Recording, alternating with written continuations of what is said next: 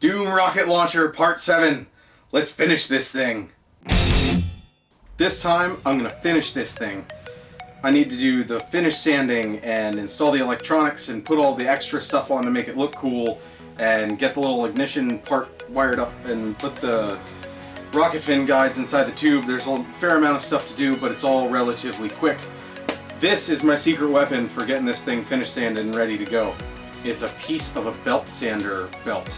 You can split these things in half where they're taped together real easy, and then you can fold them and rip them, and you get these little strips of awesome sandpaper that last a really long time. And I'm going to use this to shape all of the ergonomic stuff on this, you know, because I can just wrap it around it and go like that. It works out really well. You'll see. Alright, let's get started. If you saw part 6, you know that I got caught because I had to wait for the epoxy to set up, so I had to stop because I couldn't do anything until the epoxy got set up. So this time, I'm going to use liquid epoxy and this epoxy sculpt stuff. You mix these two parts together and it's like clay, but it's epoxy, so it gets hard in like no time. You don't have to bake it in an oven or anything. It's awesome stuff. I'll put a link to that in the description. It's a little expensive. I haven't been able to find it at a store. You can only get it online, so I'll put a link down there for you so you can find it. And then other than that, I'm going to use liquid epoxy, which sets up super fast, and get some of this stuff epoxied so that it's set up and it doesn't hold me up when I'm trying to get stuff done. I also forgot to show you my nose cone. This is the finished sanded trimmed product. It's not absolutely perfect, but it's pretty close for molding a nose cone for a rocket out of mud. So this little ring right here I had with a rocket kit, and it slips inside of the big tube. So I'm going to epoxy this to the nose cone so that it slides right into the big rocket. And then I have a nose cone for it, and I can finish that rocket. There's that. Now I'm going to use liquid epoxy and reinforce the tube like I said I was going to last time.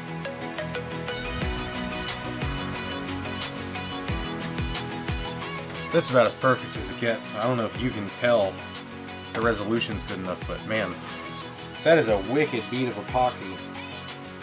That's just about as awesome as it could possibly be. Not to toot my own horn, I don't get lucky like this very often.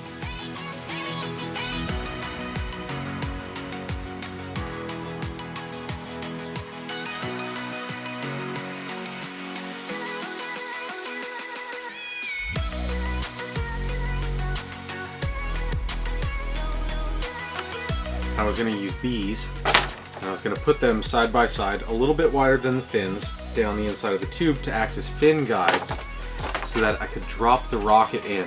Just drop it in the tube, and it would slide into position at the back, and the igniter would touch contacts, so that you could just drop a rocket in and pull the trigger, and it would shoot.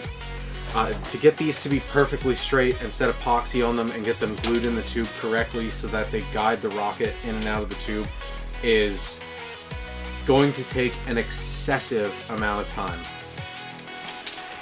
So this is one of those DIY things where you just scratch an idea because it's going to take way too long. So on to better things. This piece has 3 things in it that I don't feel like masking off, so before this stuff gets attached, I'm just going to go ahead and start painting some stuff so that it's easier to mask off later. Spray paint, universal bonding primer. This stuff works great on plastic. It's important to note that some people lose their minds sanding stuff and make sure they get every crack and crevice. That doesn't really matter that much when you're sanding plastic to paint it, because if all those little cracks and crevices, if you can't reach it with sandpaper, there's a really good chance that nothing's ever going to touch it and the paint is going to stick regardless. It's all about areas that get worn a lot that are going to lose the paint. For the most part with plastic, you don't have to get into the little cracks and stuff. You're going to be okay. For the cracks with anything. Except for metal. Because the cracks and crevices on metal, you know what happens there. Rust. I forgot how much this stuff smells like cancer. Look at how BA this is. Coat of paint makes it look so cool. Now it's time to bust out this little strip and use some hand sandpaper and get this thing tuned so that it looks good when it's done. Might not come across on the internet, but I'll definitely be able to tell. So, time to sand a a lot.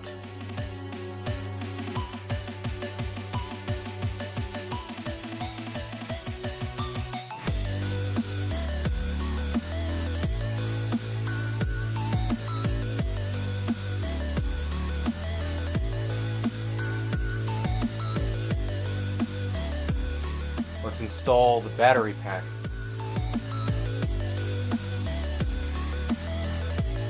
So the switches. I painted this thing that holds a relay in the meantime.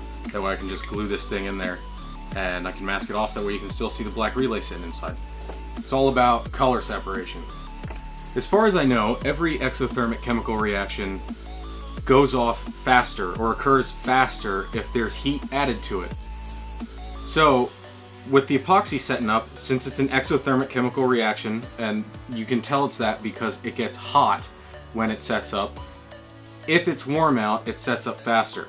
And right now it's like probably 85, maybe 90 degrees in this garage, and this stuff is going to take no time to set up. Fun facts. Epoxy Sculpt to the rescue. I'm going to fill in the trigger.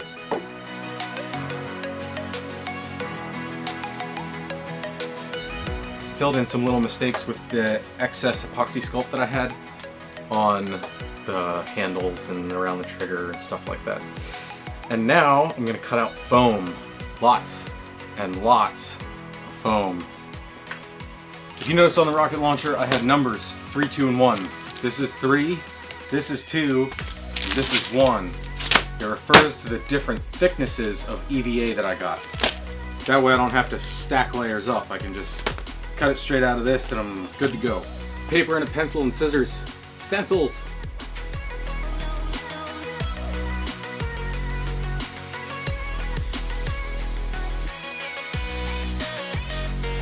Not sure how much you can tell from my crappy little black and white picture, but one of the pieces of foam that I have to put on is wrapped around the end of the tube. You can see it's thicker here, but it's beveled down to meet the tube. So I'm going to need to figure out how big it is around the tube, cut that piece of foam to fit around the tube, and then cut a bevel on the sides of it. And this one's real long. So what I'm going to do is stick it to a board and tilt the blade on a table saw just a little bit, and then run the board through vertically and take that edge off. We'll see how it works. I'll let you know when I'm done. Well, that didn't work out that well. I had to switch to the other side, but that worked. So now I'm just going to trim the fine edge that's on there now, and it'll be 2 pieces that get wrapped around the front instead of 1. This is turning out to be a big pain in the butt. I gotta do this over again. All of it. All that foam ruined me. Let's hope this one works out, because I don't feel like doing that again. That is a huge pain in the butt. And it has saw blade marks in it, so I gotta try to sand those out. Alright, let's squirt some sticky shit on here and try it.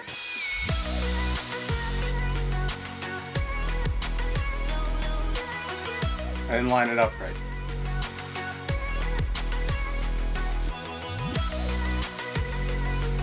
Well, that was a nightmare.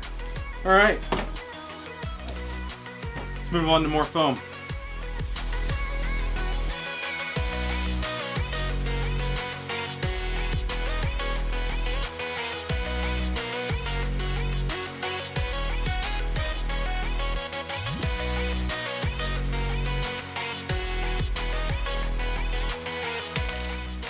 I'm out of spray glue. Son of a bitch. I found more spray glue. Yay!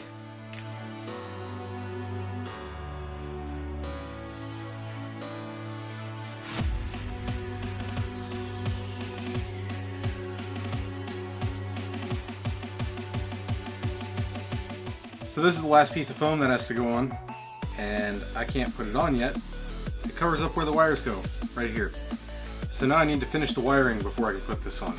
I like to do model kits, and there's a lot of kits that I have that I didn't necessarily use the entire thing, or I used part of it because you can combine kits and make more accurate kits, that kind of stuff. Anyway, I have all these extra model parts. I have a big box full of it I got all these, a lot of it's Star Wars, AT-AT stuff.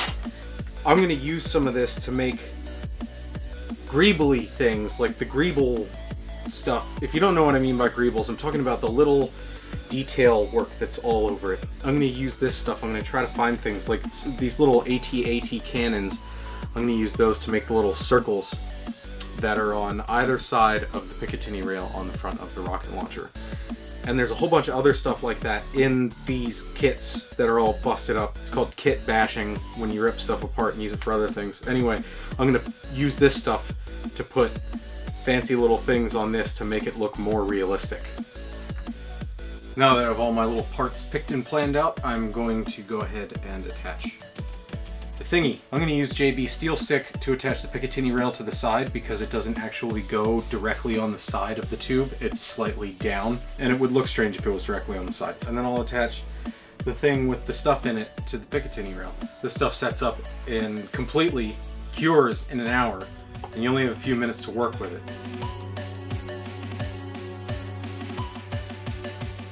This epoxy doesn't stick to stuff very well. I assumed that it wouldn't actually stick to the tube, but that's not a problem because I'll just hit this with a little bit of sandpaper as soon as it sets up fully, and I'll use liquid epoxy, which does stick really well, to attach it.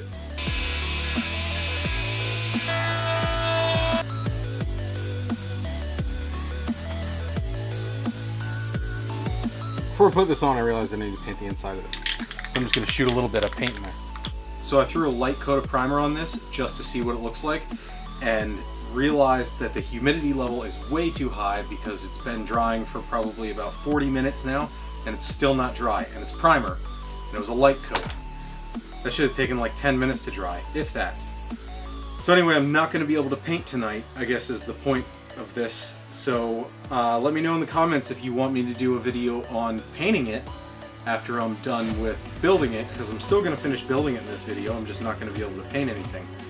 So yeah, let me know in the comments if you want me to do a paint video.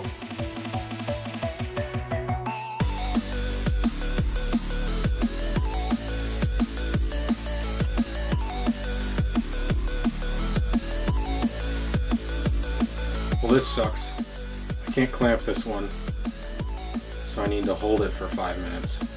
Time to glue on some greebles. Glue.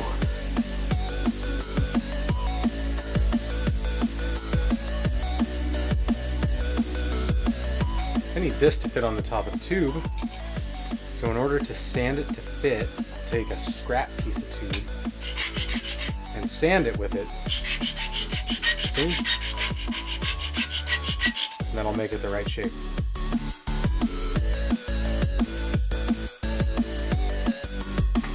Now that I got all the greebles on, connect the wires and I'm done, except for paint. But like I said, I can't do that.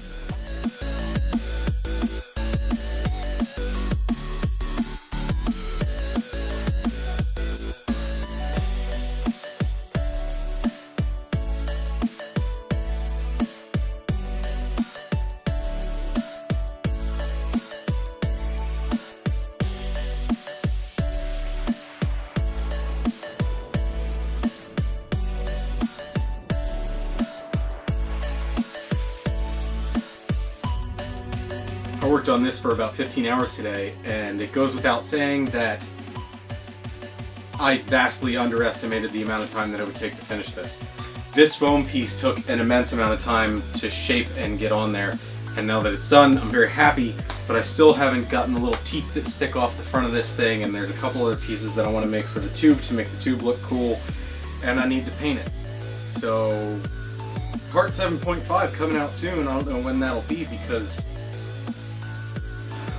I don't know when I can get this one done. As soon as I get this video done, I'm going to finish this thing, and then you'll see the finished product, but I won't be able to use it until I find a place to be able to shoot it, because I don't have anywhere with enough space that I know of. I'm going to have to do some networking, call some people, find a place to set this thing off, because it's ready. It's ready to go. I could throw a rocket in there right now and shoot it into the garage door, but that wouldn't be very spectacular.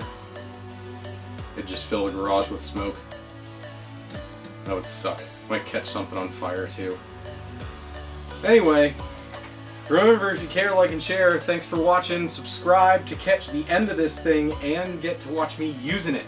Finally, thanks for sticking with me and bearing with the build process. I know this has taken forever, but you run into problems, you know. Anyway, see you next time. Back from the dead.